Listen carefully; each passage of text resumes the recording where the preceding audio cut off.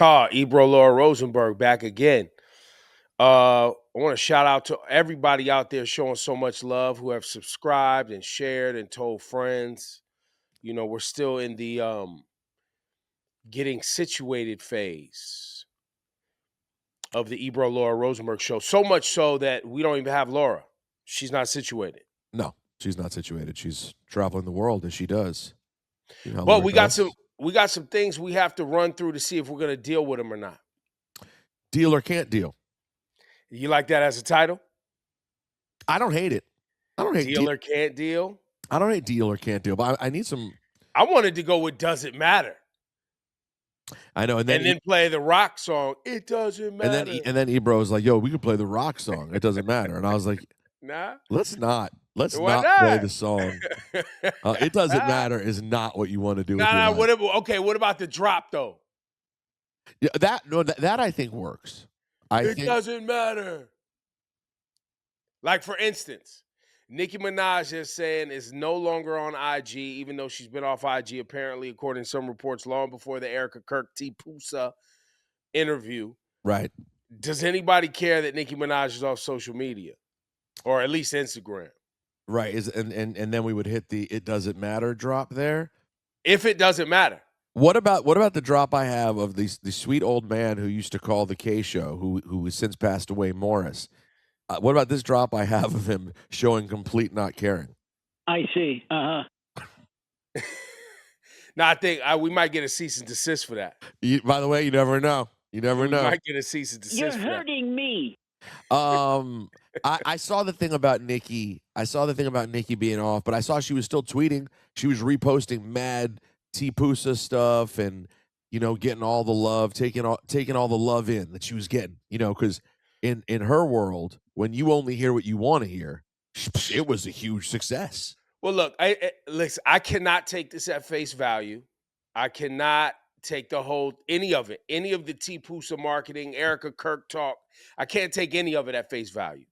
The whole Christian nationalist, Christian right marketing, getting young people funneled into this organization, creating some sort of tribe and movement of white Christian nationalists and all of this, and giving them a place to connect with one another while we head into the midterms. I can't take it at face value.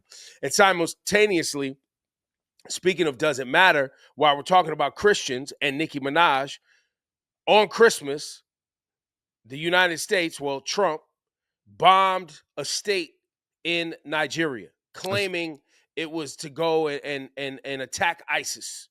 Now, the people who live in the area and other Nigerians says there's no ISIS in that area. What is in that area?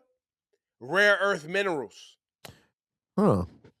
And it's also, coinky dink, adjacent to the Sahel states. The Sahel states being Burkina Faso, I believe Senegal, and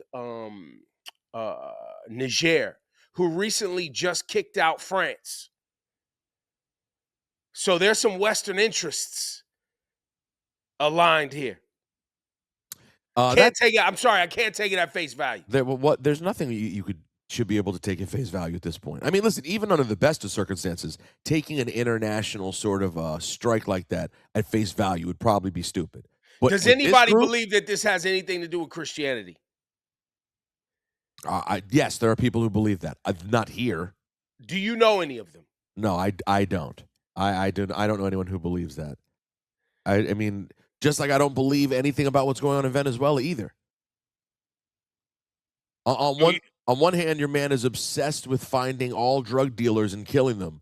On the other hand, he's obsessed with commuting the sentences of former drug dealers and letting them free. Excuse me, Sahel states are Mali, Burkina Faso, and Niger. Excuse me. A very small percentage of the people listening understand what you're saying. Don't disrespect. Our stuff moves around. These are the what states? These are specific. Sahel. It's a region in Africa. Like a western. It's a western region of Africa that doesn't have access to the Atlantic Ocean, but it's they have rare earth minerals. You know the What's Your Take show, the guy on the subway who interviews people with the subway card. That's right.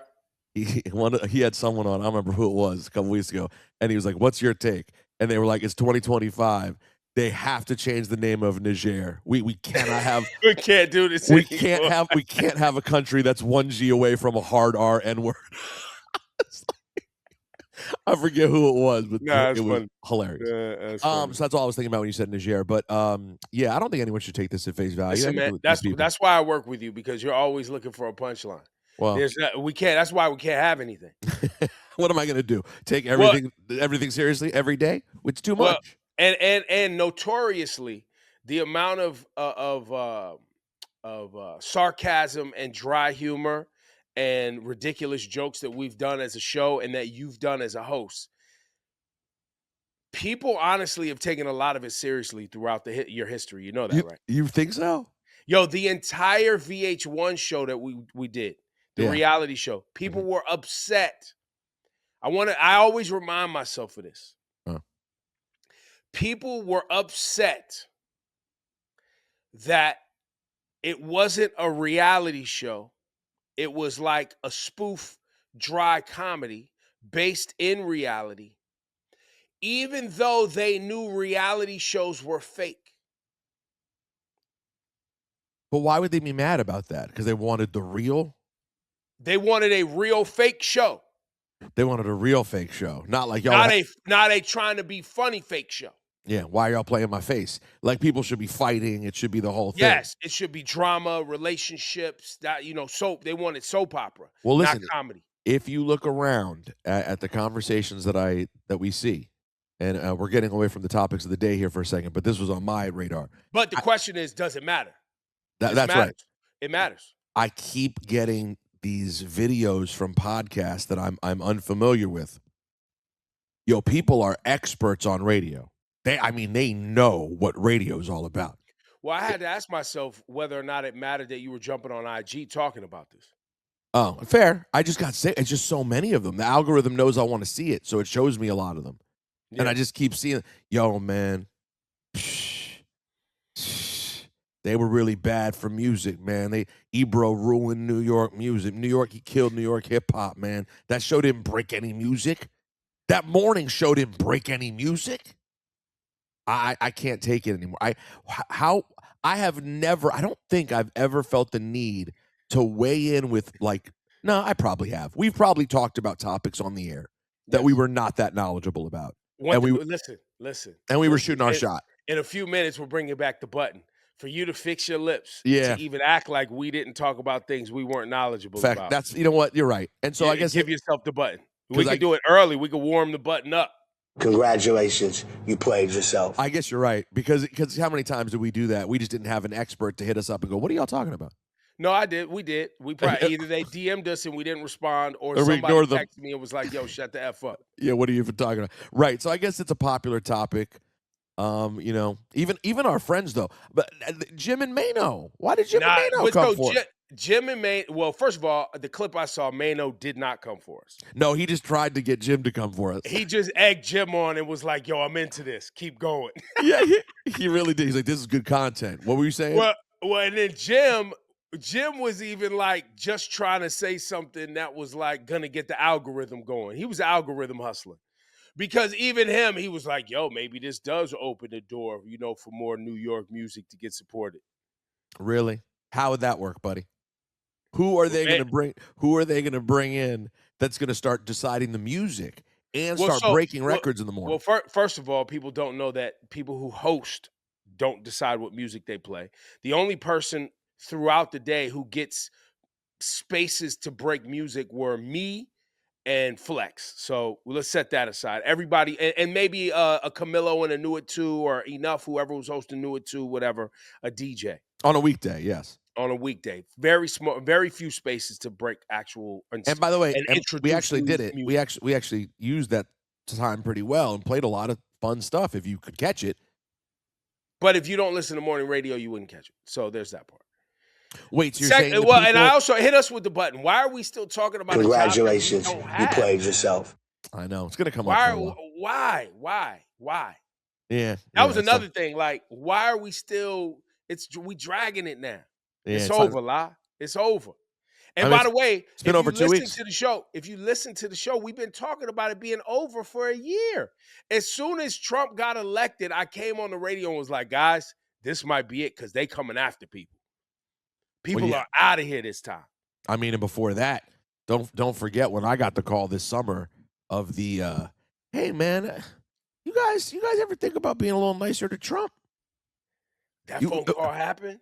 Yeah, can you I not? forgot, bro. I forgot. No, I told you we talked about it in detail, and they were like, remember they said to me That doesn't mean I remember. I said I forgot. They said, don't you would you guys be interested in having Trump on the show? Because a lot of our listeners like Trump too. Bring him up. At that time, well, and I said, hey, we would absolutely have Trump on the show, but we're going to have the interview we're going to have, and I doubt the goal that you're hoping to reach here would happen with that interview. I'll just let you know. I was asked about interviewing Trump too, and I said absolutely, as long as you're okay with me getting into an argument and having it's an going to go international bad incident with the president of the United States, right? And me calling him a white supremacist to his face. And but look, didn't happen. Well, let's be honest. Mom Donnie fared well. He called him a fascist to his face, pretty much. They became friends. So maybe it wouldn't have been so bad. All right, now you're right. It's time for me to stop worrying about these clips of people talking about the show. Well, no. So what you have to understand, or at least this is the way I process it, is people talking about us means A, we're relevant. B, they're doing their job to hustle the algorithm, right? So even as young talent or small podcasters, they're doing the right thing, which is talking about what everyone else is talking about. So hopefully the algorithm picks up their show and gets your attention or gets other people's attention. That's the game. I just wish people were better at coming after Ebro. Like, I can tell you guys all the bad qualities about Ebro. I have them all. Like, what do you want? Let's go. I'll do a whole interview. I could do a series of interviews. So wait, time out. So you're saying supporting New York hip hop is not one of my bad qualities? No. And being the death of New York hip hop / not supporting it, not care. But nobody's gonna listen to you. A, you're white. B, you're Jewish. I'm on the show. I'm a shill. C, you're biased. You're a schmuck cuck. A schmuck and a cuck? Yeah. I never heard anything like this before. The combo. No, I got to stop caring though. It's true. I appreciate you caring about me, man. No, it's partially that, and it's also just like the lack of facts. I'm like, you don't understand. Like Ebro, it just frustrates me that you've never listened. Like, well, how about this? Well, there's this part of it too that I don't even think people realize. I haven't been in charge of anything administratively, programming, music, research, marketing, nothing at that radio station in a since decade. 2014. It's 11 years to you and me. It's a long time ago.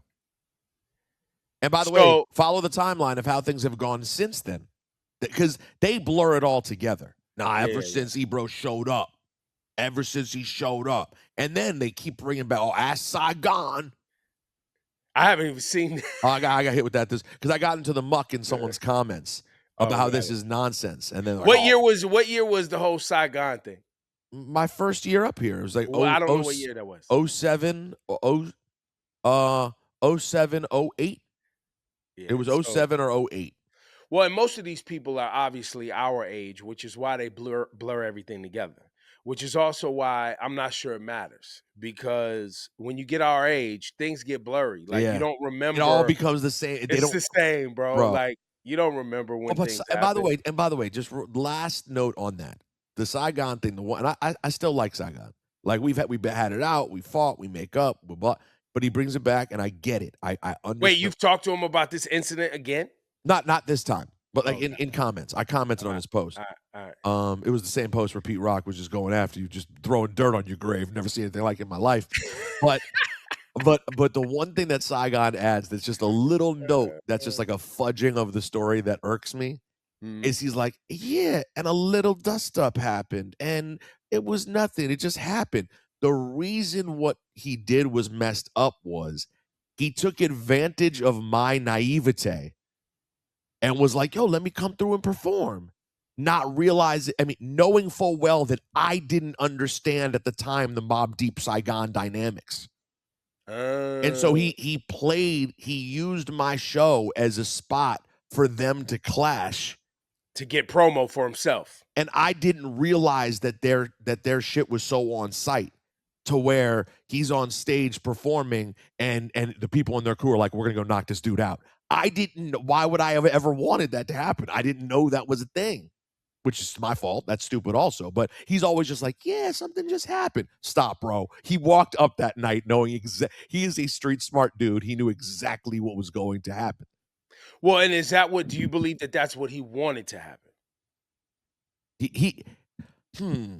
He wanted something to happen.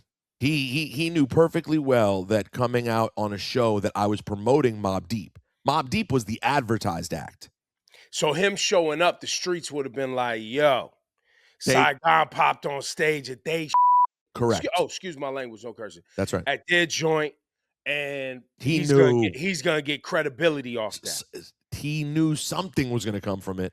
So now I want to hit Rosenberg with the button. Again? Congratulations, you played yourself.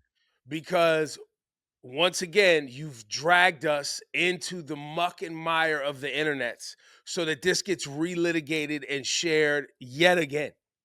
Like we can't move forward. No, we got to. And I'm gonna tell you, as I think about the Ebro Laura Rosenberg show, I really want to move forward. It's gonna be hard.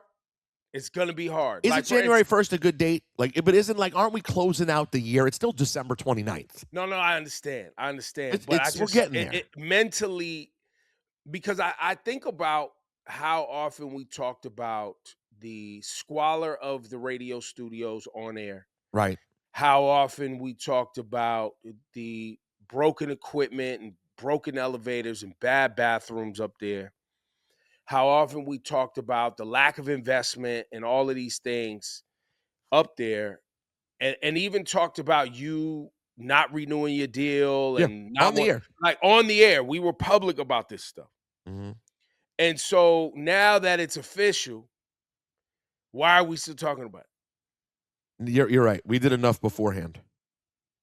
No, you're right. It's a big part. It's a big life change. Now the Saigon thing is like a moment in just hip hop kind of lexicon, I guess you will. New York hip hop lexicon to be talked about. So I guess that's a fair thing to come up. You know what I'm saying? Still litigating the end of the station. You're saying it's time to move on. Yeah, it's like it was a time in history, man.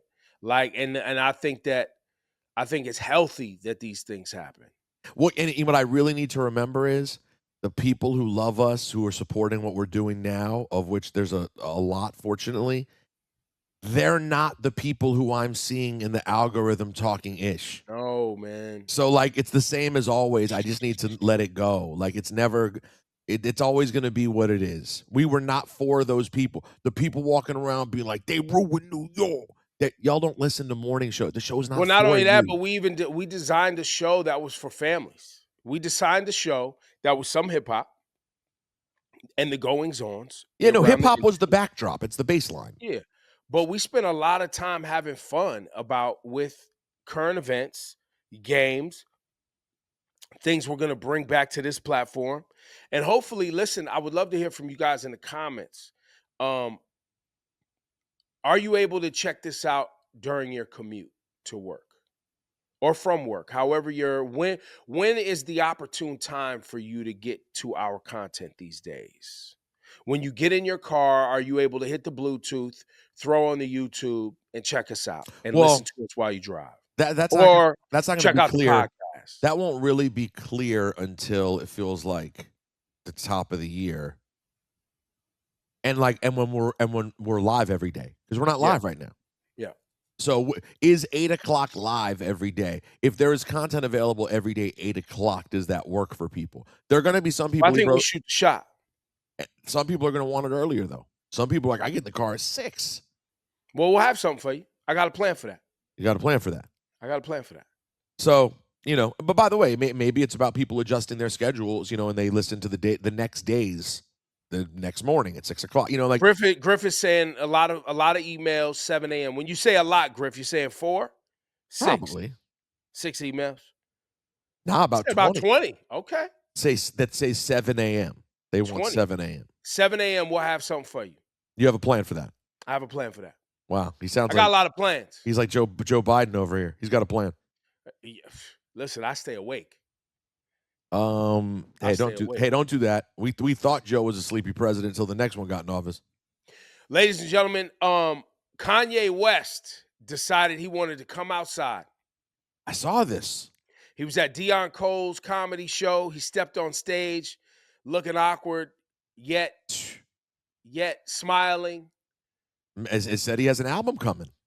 I have heard this to be factual behind the scenes. This is a fact based on individuals I know close to it.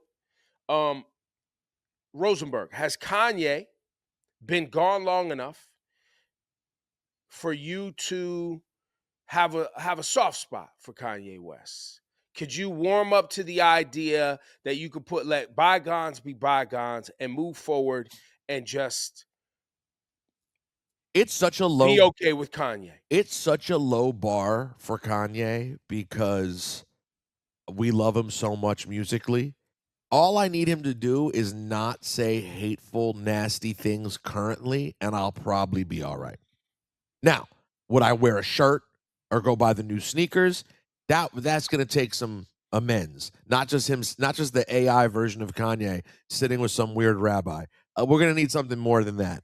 All right, what about now? Will you go to a Kanye West concert? We're not there yet. Let's move slow. Now, what's deterring you from going to a Kanye West concert? Until I get real out loud repudiation of what he's done. Like, we can't forget. I was about to forget. He dropped a whole single called Heil Hitler. No, it was a single. Now, let me ask you this. This is very important. It was a song, folks. Based on what we saw, the whole timeline of the Kanye West thing. The last time I spoke to Kanye West was when he was trying to get Colin Kaepernick to go with him to that notorious, infamous White House meeting. And I was like, it's absolutely, I am not co-signing this. I'm not even passing the number. And he was pissed. He was like, it ain't up to you. I was like, well, currently it is, because you're asking me for the number. Not doing it. It's not happening. Now, everybody got to see how that meeting played out. Oh. Which was, would you say, the beginning of the slide? That was like it wasn't the beginning. No, it wasn't the beginning. It was the like intensifying of the slide. Okay, the intensifying of the slide. Yes.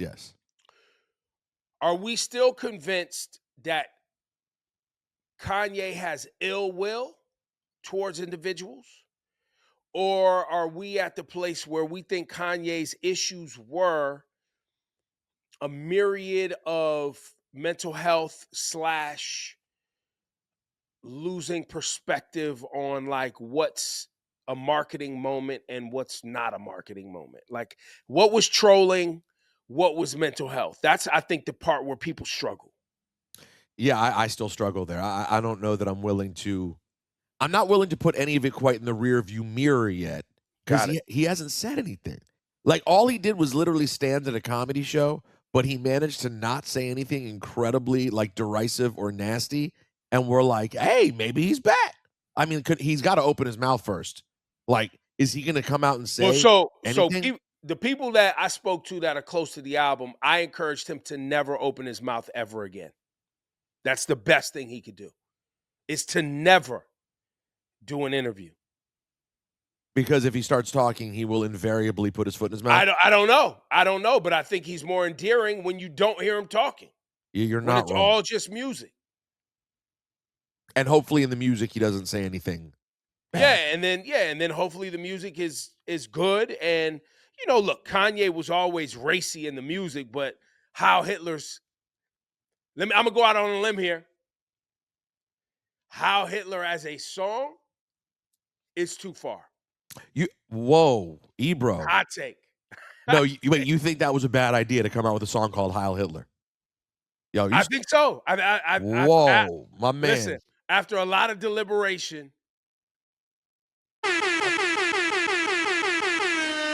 After a lot of deliberation, I think it was a bad idea. I'm going to go ahead and But agree with you. now I'm gonna throw it back to you as someone who listened to the song because I never heard the song. Rosenberg, we go to Rosenberg. Oh, yeah. How did you actually feel about the Heil Hitler song? Nah, it was kind of John Blaze. It was kind of John Blaze. Minus the whole Heil Hitler part of it. That joint was kind of fire. If you can separate, Oh, yeah. If you could separate the fact that it was about celebrating a man who slaughtered 20 million people, if you can remove that part. By the way, doing it at a time when people are really scared of this sort of mentality in this country. If you could separate that part, the beats were fire. Bascom just said in our group chat, he said, I was shocked by the round of applause Ye still received. That is to Ebro's point. The reason he got that reception in LA at a comedy club, which is a crowd that would likely be a crowd that would boo him, I think does speak to the fact, like Ebro's saying, he hasn't talked. And people are so apt to like him that when you just don't hear him for a while and you're like, oh, Kanye West, I love Kanye. Well, and wasn't there public discussion about him privately working and trying to figure out, his mental health issues? Like he's been working on himself. Like that's a thing. I think, and in our listen, there's a lot going on in our society. Go ahead. There's a lot going on. I don't know if you know, we have a president who says crazy stuff, offensive stuff. Yeah. Matter of fact, does offensive stuff. And has sexual assault allegations. And the current president is, not just in the Epstein files. He is embedded. He's embedded. He's like the host of the Epstein files. Pretty much. Like other people are guests, but he's like, hey, all right, welcome back to the show. I'm here now. Welcome back to the Epstein files. We're going to see some Bill Clinton later. That's right. We're going to see a lot of people. If Epstein is Johnny Carson, he's Ed McMahon. Yeah, he's there. He's hanging out with him. He's on the couch. He's on every episode. Feels like that. He's always feels like that. So I think our barometer for shenanigans, nonsense, and offensiveness has been challenged, and I think we're open to wanting to forgive people whose transgressions don't meet the current state of affairs. I'm sorry. I was just sent a horrible headline by Louis. Okay. Anthony Joshua. Just in. Do we have this just in music? Well, it's not good. I don't want to even play the music. But Anthony Joshua was injured in a car crash. Damn it. In Nigeria. Damn it. That killed 2 people. Damn. Said a horrifying car crash in Nigeria that killed 2 Monday morning, less than 2 weeks after his fight with Jake Paul. Damn it. Well, Anthony Joshua is Nigerian, and there's a lot of people in Nigeria right now celebrating the holidays. So, man, we send love and light. That is a serious situation. Oh, that sounds horrible. That is not what you want. I hope he's all right. And man, 2 people passed away. That's so awful. I was just reading yesterday a headline about Anthony Joshua, like laughing off the prospect of a Logan Paul fight. So when I saw that Louis sent me something, I assumed it was that. And of course, you don't know how serious the injury is. Oh man, but 2 people lost their lives, so that's awful. No, anyways, this is sad. This is all the way sad, all the way around. And isn't it? It's just weird when something like that happens right around the time someone's having like a really big moment. You know what I mean? Like he's top of mind for everyone right now. That's very weird. Well, those sort of things we've seen in the past are so mentally jarring. Man. Where people lose their life in an unforeseen way, and you're there and you live through it. We've seen that, people not be okay after that. So I listen, this is terrible. I can't imagine. I'm completely speculating here. I can't imagine Anthony Joshua was driving the car, right? I assume he was a passenger in the car, but you don't know if the people with him are. Yeah, we don't know. So here's some more of an update here. His vehicle collided with a stationary truck, according to local media. Joshua was in the back of the vehicle when it collided with a stationary truck. Mm. In social media videos of the site of the accident, you can see the 36-year-old grimacing as he attempts to exit the car wreckage. Mm. So what I fear here He wasn't driving, is so that we know that. And if they hit a stationary vehicle, seemingly, I would imagine from behind, I guess it's likely that the people in the front of his car are the two who may have been killed. Yeah, we're speculating. We Completely speculate. But I got my first speculation right. He was in the backseat of the car. Okay, well. I'm 1 for 1. I mean, if you're keeping score, like hit yourself with the button. Yeah, it's a weird thing to do. Congratulations, you played yourself. But that's just awful, man. We just sent our best out. That's a horrible situation. All right, Ebro, let me throw some other things at you. Let's pick things up a bit. Now we were on the Kanye West thing of it all. Did you see Kanye West's bucket list that came out? Well, that's where I was going to go after the Deion Cole pop out. That is because the bucket list is where it's at. That you want to feel good. Why do you love this bucket list so much? Because if it's him, if it's in fact real, it's just hilarious. Like, and it does. The only thing I found really funny was the final item 36 on the bucket list. Oh, hold on. Let me see. I don't remember what 36 was. Here we go. Learn to pole dance? Nah, 35's better. What's 35? Own a pug.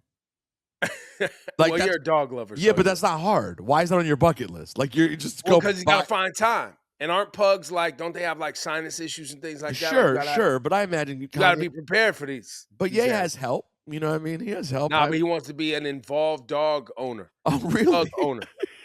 He doesn't want to just hand it off to the help. You know what I'm saying? So he's gotta prepare. We know he's always very hands-on in his care for people. That's right. He's always doing all the stuff.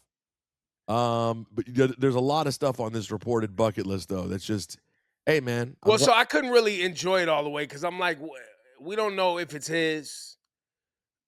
Once again, it's the softening of Kanye West. Right. You know what I mean? This whole, like, he popped out of the show and he was awkward and humble and he didn't really talk. And now we're getting a bucket list. Well, by the way, you're right. It is a perfect thing to do like that because it reminds you of his funny idiosyncrasies. That's right. It reminds you of the lovable weird parts of Kanye. That's right. And helps you forget about the really detrimental, harmful weird parts of Kanye. Well, and that's why I go back to what I was talking about a minute ago.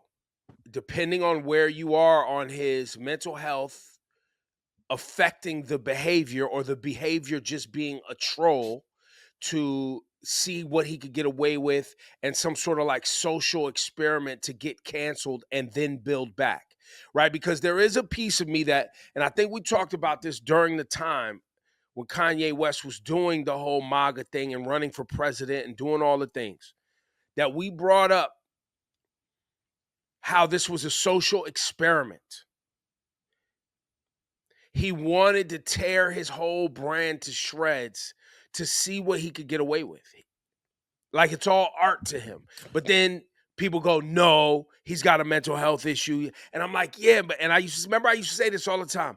Does he? Because he definitely knows when to go away. You're right. And not tweet and not be around.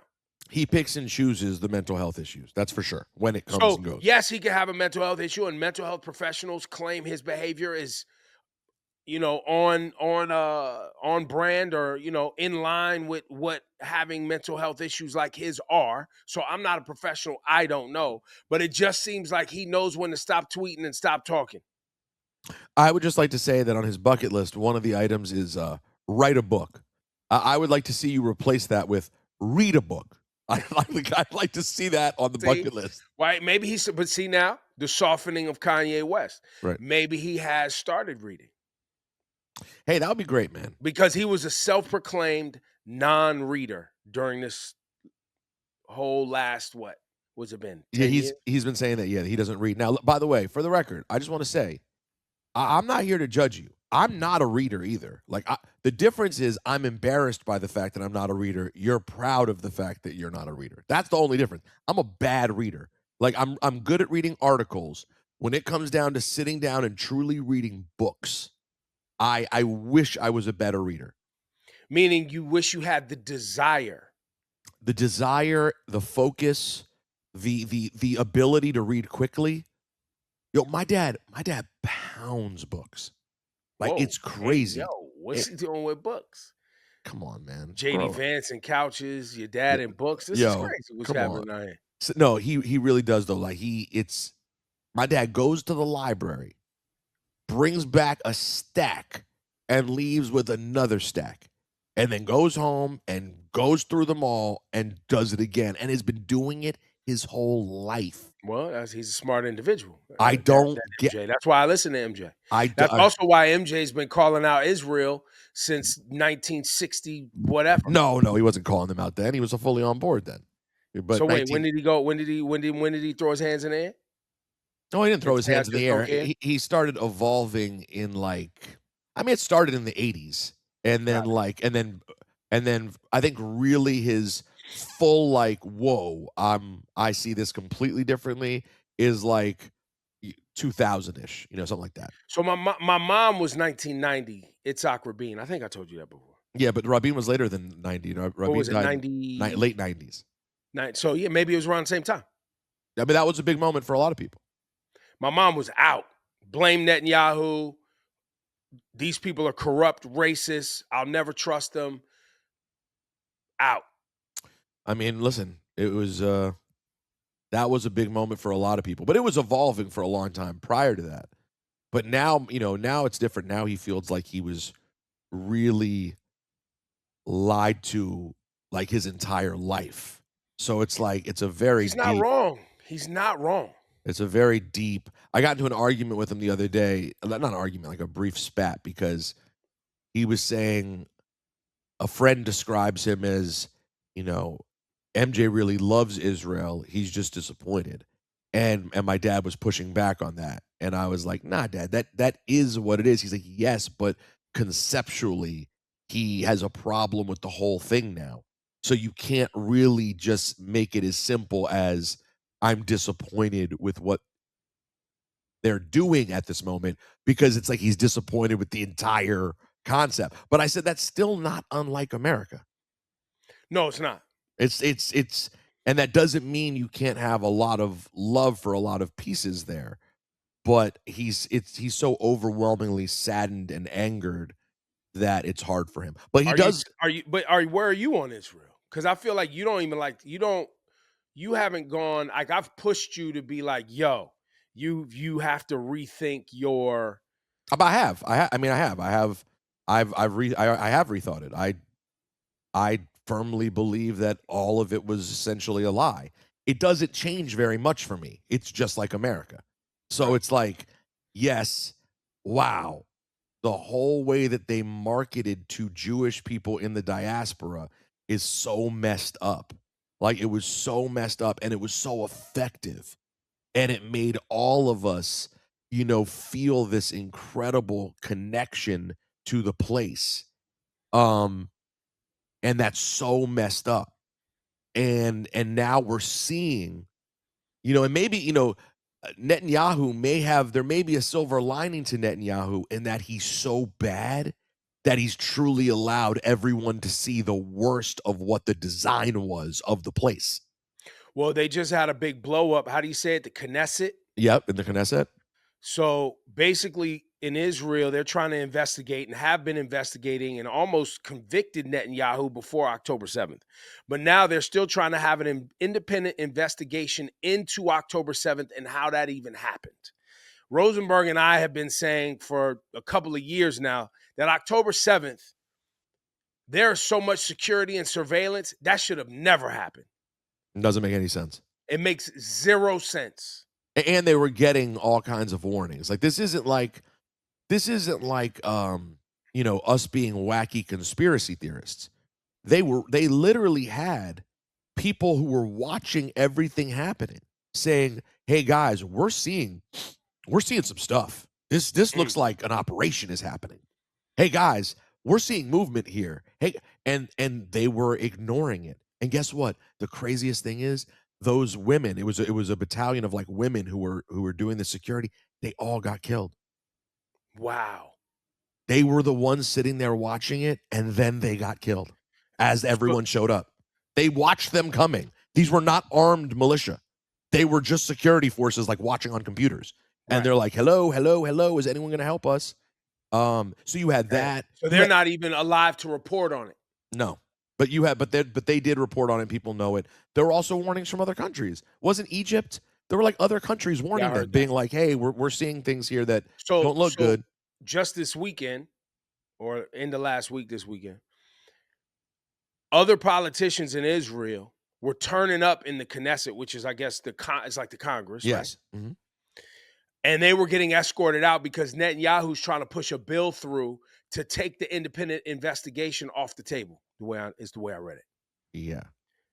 Prime Minister Netanyahu is proposing he oversee a commission. Yo, tell me that doesn't remind you of someone. He's proposing that he oversee the commission to determine the scope of an inquiry. No, it's bad, bro. It's bad. So it's going to be the fight there continues. And the families, of course, the October 7th families, they're the ones who are really fighting and calling for justice and asking for help here, because they don't feel like they're getting the answers to what happened to their loved ones. Like, how, if you've ever been to Israel, and I haven't been to Israel since the mid-'80s, but my family's, everyone who's ever spent any time there, you do not go far. I know this sounds very like alarming, but you're just used to it. It's part of life there. You don't go far without seeing IDF soldiers with guns on them. They're everywhere. You're used to it. It doesn't feel weird. It's just part of the nature. They have soldiers walking around with guns around their neck everywhere. And the idea that multiple places could be getting attacked and there was no one nearby who was even able to get there. Ebro, you remember that one story of that kibbutz where they showed up and started killing people and no one showed up, to the point that the father and grandfather of one of the family there drove from like 3 hours away with a handgun himself and saved his family. I vaguely remember that story. Like 3-hour drive, showed up, and military still hadn't got there. It makes Israel's not that big a place. It does not make any sense. Well, shout to the families and the politicians trying to find the truth. Yeah. It's a long road. Look, here in the United States, the fight for honesty, transparency, and the truth could take generations. Bro, I saw a clip this week of Tucker Carlson talking to Matt Gaetz. Yo, do you know how triggering it is for me when I hear these right-wingers laugh off January 6th like it wasn't a big deal and act like the left is hysterical, and talking about AOC saying what she does in terms of like her anger about January 6th is, quote, performance art? And what Tucker Carlson is currently doing as he pivots to try to, get a home and cutter and embrace, the questioning of American allies, including Israel, and be more thoughtful about, I don't know, inclusion of Muslims and Islamic nations in his travels and all of this nonsense. And you expect me to believe, after all of this stuff you did, Tucker, you expect me to go ahead and act like this new version of you is not a grift? It's a grift. Of course. I know. I love that it is definitely a grift. And I love that with the right-wingers. How do they show that they're not exactly like the rest of them? Oh, it just happens to be hating Israel. That's the one thing they can do. It's interesting. But Rosenberg, we are just haters. We're just haters. I know. We don't care. We're not getting the bag. We're haters. We don't work hard. That's it. Bottom line. We're not willing to have the conversations that bring people together. We're divisive. Yeah. Oh, I saw you post that last week. That got me hot too. Not the Candace Owens spreading the Jews ran slavery situation. Yeah. Oh, but listen, she's not an anti-Semite. She's not. No, she just happens to be an Israel critic because she cares about the people of Gaza. And she happens to say, let's take a look at slavery. Even though there's no proof from a credible place that Jews ran the slave trade, she's pumping out classic propaganda. But she's no Jew hater. Well, it's so crazy too because people fall for it. Oh, People fall for it. it sounds so logical. It sounds Well, no, so easy. people fall for it. The slave trade was about making money for elites that wanted to make money, who were white, whether they were Catholic, Christian, Jewish. Oh, and oh, by the way, you know who else made a lot of money in the slave trade? Muslims. You know who still participates in the slave trade? People who are Muslim. It's still going on right now. So you're saying it wasn't done by one religious group? It wasn't a religious movement. No. But Candace knows though. She's done the research, And I think it's important to point out. And I think history will support me here. It's a hot take. Go ahead. Every religion and group of people has terrible human beings in it. Wow. That's what you're saying? You're going with that? Every group has bad people? Nah. Listen. This is crazy what you're saying. I was from downtown, baby. You hit it the 3. Yo, mic drop. We might have to close this episode on that. You're saying all groups have bad people? Yeah. Yeah, but that doesn't hit the algorithm, right? That doesn't start spreading around and get the shares. Nah, that's not algorithm hustling. No, that's not getting the shares. Come on, man. You know Candace got to get these shares. That's right. Get this podcast ranking up. Are you getting tons of videos?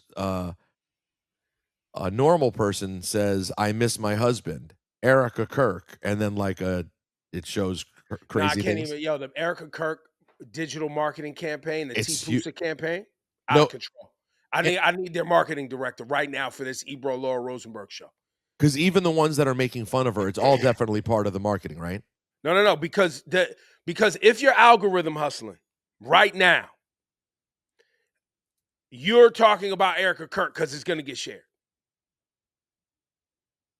If you're trying to get in the algorithm and get seen, Erika Kirk is the convo. And so, there's one side of it where it's like, yeah, let's talk about Erika Kirk because it's a scam and a sham, and she is there's nothing credible about the whole thing. Mm-hmm. There's that part. Then there's her history, which is, it's bananas. Interesting. It's interesting. No, the pieces I've seen are interesting. I need Gwen Stefani going, this is bananas, BANANAS. What are you referring to? The past partners? The past partners, her being banned from a country because she was a part of some organization that was trafficking kids or something. She was, I think Romania was it or something like that. Yeah, bro. Yes. She's just a grieving widow, bro. And then my favorite comment was people saying, what part of the grieving process is WrestleMania? No, that's my favorite line. Because then she walks out with, pyrotechnics and regalia it's fire. at the T-Pusa jump off. It's like Cody Rhodes walked in the building. It's crazy. The marketing's crazy, and I'm serious. If there's someone from T-Pusa that does their digital marketing, give us a call because I want it. No, we need to get it because if we want to really get things cracking and get in the algorithm, that's what you need right here. No, you got to have it.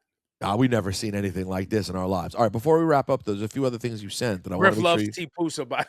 No, T-Pusa's hot. T-Pusa's very, very hot. Let's see. We didn't talk about Tyler Perry getting sued for sexual battery and sexual assault, and I went and read the whole thing. Okay, give us the. Nah, bro. Listen, I don't know if what happened is worth $77 million. Yeah. But I will say the dude who is accusing him, if those text messages are real, listen, it's not like the worst thing you've ever seen. It's just big time creepo. Like he's just a big But time it's not creep. worth $77 million. Listen, to me, being a creep. And wait, what word did you use? You said sexual harassment or sexual assault? Well, it's both because there is like physical touching. Okay. He did. No, he did. He touched the guy. And they were not in a consenting relationship. No, he was a guy who was working on set, and then and Tyler Perry hit him with some, hey, you know, I can really change your career. I'm a good person to know. He hit him with the I'm a good person. Yeah, he hit him with the I'm a good person to know. He rubbed his shoulders and started moaning. And then hit him with a ribbida. And then hit him. But then the embarrassing part is just the shared text messages because like you just see how pathetic. It's just they're so pathetic. Now I will say this in defense of Tyler Perry. This may come as a surprise. This is a very good looking man. Not Tyler Perry, the guy he was sexually harassing. Listen, Rosenberg, hit yourself with the button. This guy's very handsome. No, hit yourself with the button. Hold on. That's not appropriate. Congratulations, you played yourself. Saying I understand where he's coming from. This guy's hot. Nah, I think that's not what you want to do here. No, you're probably right. That's not what you want to do. Now, speaking of sexual assault and criminal activity, Justin and Christian Combs are doing their own documentary. I saw that. I saw also a headline that said Christian Combs said that when he sees 50 Cent, he's going to snuff him. And congratulations, you played yourself. I wanted to encourage Christian Combs to retract that statement. Yeah, we don't need to do that. Nah, I don't think that's the move. I for a variety of reasons, that's not the move. And also, and if I'm 50 Cent, I feel threatened. Now you might sue because 50 might sue. 50 will run a lawsuit up. Oh yeah, absolutely. Especially if he knows there's some money to get. But can I ask, why did they do this show? I think there's a lot of. I like the idea of the kids doing a show. Okay, good for them. They have a right to tell their story, and they've been dragged into all kinds of nastiness. Well, and I want to let Christian and Justin know. I think Zeus has got a lot of views, bro. I mean, a lot of people on there, bro. Is it really? I just feel like they could have done it with a real network. Respectfully. But maybe they wouldn't have had the freedom that they wanted. Maybe they wanted a level of freedom here. Yeah, and ownership. Maybe they just wanted to be the lead-in for the next Krishan Rock project. Nah, but listen, man, people watching Zeus, man. Don't do that. We might end up. You telling me if Zeus gave us an opportunity to broadcast, we wouldn't go on Zeus? I've never really seen Zeus like that. Never opened the app in my life. So I don't know. But instead of being up here hating on people getting bags, Rosenberg, maybe we need to open our minds a little bit. You know what? Maybe I take it back. I want to be on Zeus. Griff says if they open the wallet, he'll open the app. All right. I don't even know if we're John Blaze enough to be on Zeus, sir. Nah, we're not. We don't have the streets. We're not. Not the way I ruined hip hop in New York. You being Jewish. Nobody wants to see that on Zeus. Facts. Also, last story I saw getting noise was Northwest gets slammed for having diamond grills. Can people stop? Can you guys out there stop treating Northwest like she's regular? Like she's a regular 10 or 11-year-old. Please stop. It's over, guys. They're like, let her be a child. Guys, she is literally one of the most famous children on planet Earth. Her being regular was never in the plans. And she clearly, even at 10, 11 years old, wants the life of her parents. This is what she wants. Stop getting upset when she shows a grill because you're like, I wouldn't give my child a diamond grill. Well, you ain't Kim. And your husband ain't. And you ain't got diamond grill money. It's just, so stop acting. Everyone, oh my God, the pearl clutching over Northwest. She's not a regular child. Well, so now when we close out today's show, Rosenberg, I want to close out. Oh, she's 12, I'm told. Yeah, she's 12 now. Wow, I want to close out with the big Cenat breakup. Oh boy, I heard about this. This is big. Now, he tweeted that he'll never do relationships again. He's clearly, I don't know if the girl I saw talking on the internet, if that's valid or that was just some random. I'm not close enough to the story. Okay. But what I wanted to focus on was how Kai Cenat was emoting about the breakup, because you, sir, are someone I think who can relate. You're saying the way he was grieving online, it gave Rosenberg? It get big Rosenberg vibes. Okay. I couldn't relate. That doesn't sound good for him, by the way. Any of my breakups were before social media, and generally speaking, most of the time people hated my guts in a breakup anyway. So it wasn't really like I didn't see it coming. Right. Kind of like when we just got there you go. kind of like Congratulations, you played yourself. So I wanted to throw it to you for the close on the Kai Cenat breakup, Rosenberg. I don't know what you've read, what you know, but I think as an OG, that's an original guru. Yeah, you true. may have some insight for Kai Cenat. Well, listen, it sounded like he was very upset by this whole situation to the point to the point that he said he's literally never dating again. Okay. So have you been there, sir? Quickly. Have I been like, I'm never doing this again? Yes. I don't know. I'm sure I said it to myself, but I didn't mean it. And I can't imagine he means it. I mean, he's been with the girl for like a year. And listen, at that time, you know, at that age, a year feels like a big deal. All right, let's see. Kai Cenat. Well, he's like 22, right? I'm checking. I want to make sure. Kai Cenat age. Kai Cenat 24? 24. 24. Listen, a year at 24 is a big deal. I had a breakup. My breakup at 25 was a big deal. It was bad. I made a mixtape where I'm standing inside a grave. Remember? Wow. Yes. You remember that, right? I remember that. I'll say they can post it right here. Yo, this. Wow, look at that. No, it's crazy. I was standing inside a grave. And this was after, I want to clarify, this was after a breakup of how many years were you with the person? I was only with the girl for, I was with the girl for like a year and a half, but she had been like my crush throughout college. And then I got her and I messed it up and I lost her. And by the way, then she came back around. I decided to stay with my ex instead. Congratulations, you played yourself. But I guess everything happens for a reason, right? That's why we're here today. That's why little Maya's asleep in the next room. So, so what I'm saying is, Kai, don't dig a grave for yourself. But listen, you're going to be down for a while. This is like a standing 8 count situation. You got to just sit here and stand and take the pain for a little bit and breathe this one out. So it's now going to take time. The girlfriend, according to the internet, is named Gigi Alea. Hopefully, I'm pronouncing your name right. Kai says he's single, sparked rumors of Gigi cheating with NBA YoungBoy. But she has denied that. She's denied this, vehemently denies it, and says Kai knows the truth. Oh, okay. But his vagueness doesn't help the circulation of the rumors. Right. He probably needs to come out and say, nah, she didn't cheat. It's not like that. But he's leaving it vague because clearly he sees this circulating and he wants her to get that smoke. Because he's just unhappy they broke up. He's pissed. Now, I will say this. If that part was true, I've never been through that. I've never been through you lost your girl to NBA YoungBoy. That I've never been. That's a wrinkle. That's a wrinkle. Have you lost your girl to somebody who maybe is equal status of you? Or I've never lost larger status. I've never lost my girl to a person. I know this is going to be very disappointing to the DJ Academics fans out there, but I've never actually lost my girl to a person. I've just lost them to myself. I've always lost them to myself. And then, now listen, then they end up dating a person, and that is I mean, when that happens, you know, I famously told the story that when I called my high school sweetheart, we've been together for 6 years. We broke up because of me. I was on my Donnell Jones Where I Want to Be era. Yeah. And then I decided I didn't like that very much, and I kept calling her. And when she picked up the phone one day and she said, "Peter, I'm with someone else. Stop calling me."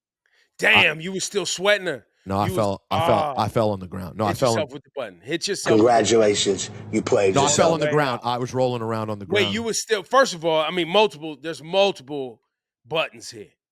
You're still calling the girl.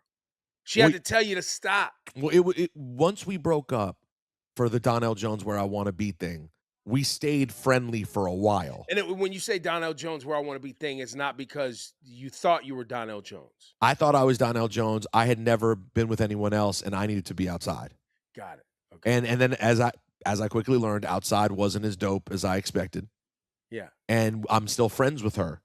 And so every once in a while we would still, talk. We'd even see each other. Okay. So you weren't trying to get back with her. No, but I still was we were still something. There was still like whatever there Were was. Were you? And then when she hit me with the, hey, stop calling. Were you? I'm with someone else. By the way, and the crazy thing is, just to show you how women are crazy. Oh, now it's her. Now she's crazy. Look at this. But we did end up smashing one more time. When?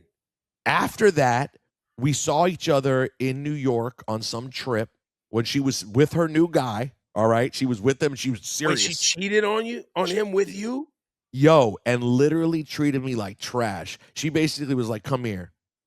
Let me get this real quick. And then afterwards, like, it was like a weird women, I just want to do what I want to do. And that's what I want to do right now. And then she went on and had a serious relationship, but that was the beginning of them. They were together for a while.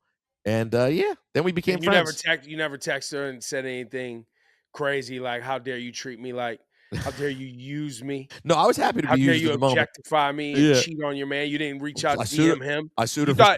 Keep it real. You thought about DMing him and telling him what happened. Well, the DM didn't exist at that time, sir. So I would have had to like call his home phone. But it was, you know what I'm saying? No, I sued her for $77 million. I said, I won't be treated like this. But that was, listen, my point is, Kai, you're going to get through it, but it's hard. It's a very hard time, man. You know, the picture we just showed of me standing in my own grave, that was like the last inside joke that me and Mac Miller had because him and Ariana Grande are broken up. And I said, don't worry, bro. You're going to be better than me. And I sent him the picture of me in the grave.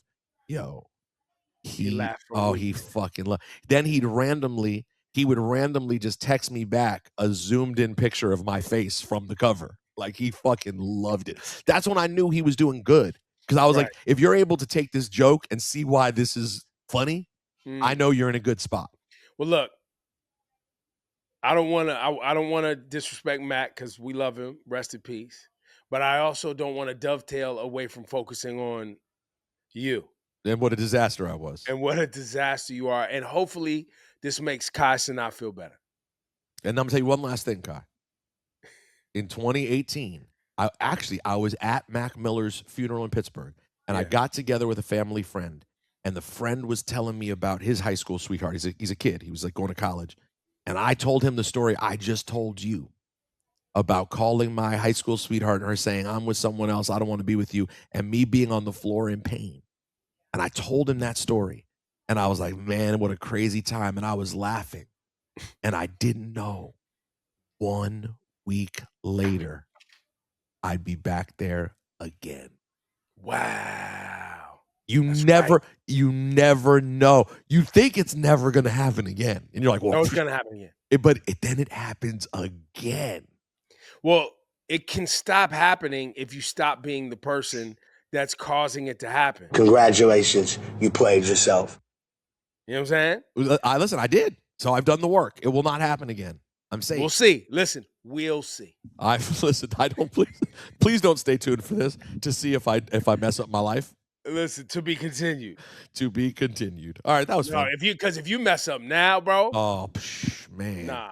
Congratulations. You played yourself. I don't even know if we have a button big enough. There's no button big enough for that. Although people do it every day. It's amazing. Subscribe, share, tell a friend. Oh, pound Give us some feedback. We're all into it. Smash it. Ebro, Laura Rosenberg, the show, the daily show. Kind of not so daily right now because it's the holidays, but we're going to get in our groove. Stay live. Right.